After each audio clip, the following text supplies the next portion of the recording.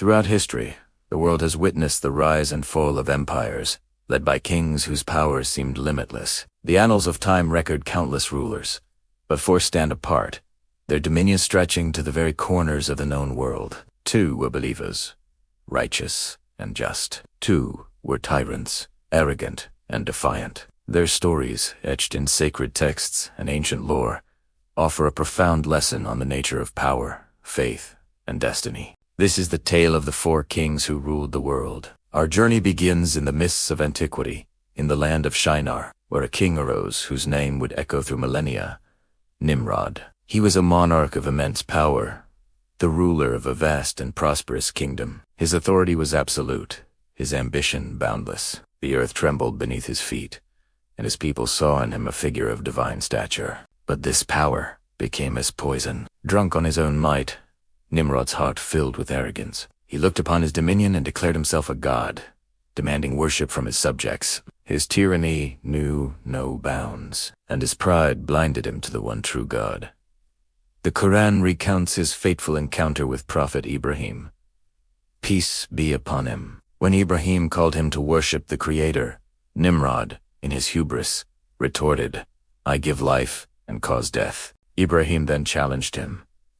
"Indeed, Allah brings the sun from the east, so bring it from the west."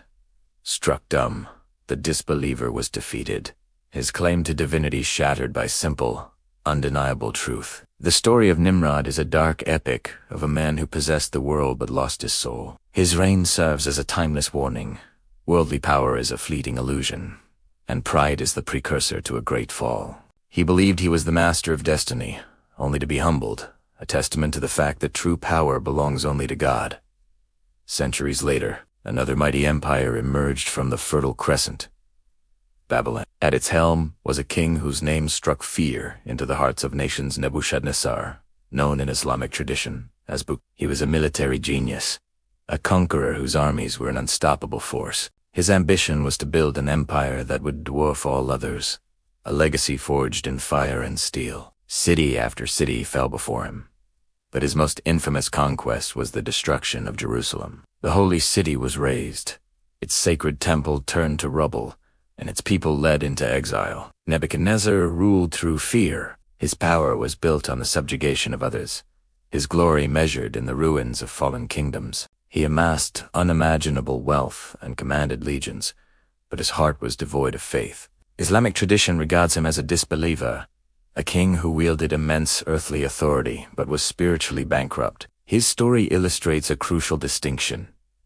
Military might and worldly success are not measures of righteousness. He built a kingdom of gold and stone, yet it was a kingdom of spiritual darkness. His reign is a stark reminder that a crown does not confer wisdom, and conquest does not grant favor with the divine. Power without piety is a destructive force, leaving only sorrow in its wake. Now, let us turn from the shadows into the light. From the lineage of prophets, a king arose whose rule was unlike any other. Sulayman, son of David, peace be upon them both. He was not just a king, he was a prophet, chosen by Allah, and granted a kingdom that transcended the ordinary limits of human power. His dominion was a marvel, a testament to divine favor. By Allah's permission, he commanded not only humans but also the unseen world of the jinn. The winds obeyed his command, carrying him and his throne wherever he willed. He understood the language of birds and animals, ruling over a kingdom where all of creation existed in a unique, harmonious balance. Despite this unparalleled power, Prophet Solomon was the embodiment of humility and gratitude. He never attributed his might to himself, but always to the grace of his Lord. When he witnessed the marvels of his kingdom, his immediate response was, "This is from the favor of my Lord to test me whether I will be grateful or ungrateful." He was a believer, a devoted Muslim, whose reign was founded on justice, wisdom, and unwavering faith. His court was a center of knowledge and righteousness. The story of Prophet Solomon teaches us that true greatness lies not in the power one wields, but in the gratitude one shows. His legacy is not one of conquests, but of wisdom. Not of fear, but of justice.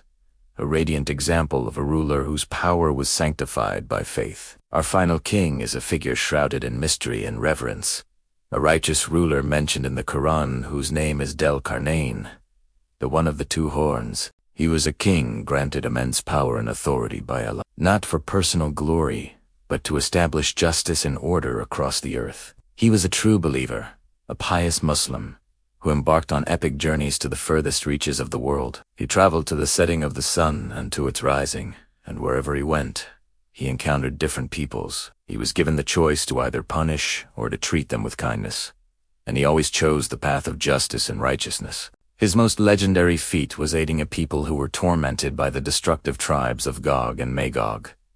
They pleaded with him to build a barrier to protect them. Using his knowledge and resources, Dhul-Qarnayn engineered a mighty wall of iron and molten copper, sealing the oppressors away until a time decreed by Allah. Yet, even in this moment of monumental achievement, he remained humble. He declared, "This is a mercy from my Lord. But when the promise of my Lord comes, he will make it level, and the promise of my Lord is ever true." Dhul-Qarnayn represents the ideal ruler, one who uses God-given power not for conquest or wealth, but as a sacred trust, a responsibility to protect the weak, uphold justice, and serve humanity. His story is a powerful lesson in leadership, duty, and the righteous application of power for kings, for reigns, for destinies. Nimrod and Nebuchadnezzar possessed the world, but their hearts were filled with arrogance and disbelief. Their power, built on tyranny and fear, ultimately led to ruin and a legacy of warning. Their stories fade into cautionary tales of hubris, a testament to the fleeting nature of godless authority. In stark contrast, Prophets Solomon and Dhul-Qarnayn also held immense power, but their reigns were illuminated by faith, humility, and justice. They understood that their authority was a gift from Allah, a trust to be used for the good of creation. Their legacies endure not as monuments of oppression, but as shining examples of righteous leadership. The lesson is clear and eternal. Power, in itself, is neither good nor evil. It is the heart of the one who wields it that defines its purpose. When power is separated from faith, it corrupts, destroys, and ultimately vanishes. But when power is coupled with faith, gratitude, and a sense of divine responsibility, it becomes a force for justice, protection, and lasting good. Their stories compel us to reflect. What is the true measure of a legacy? Is it the kingdoms we build on earth, or the faith we build in our hearts? Thank you for watching. Don't forget to like, share, and subscribe for more journeys into history and faith.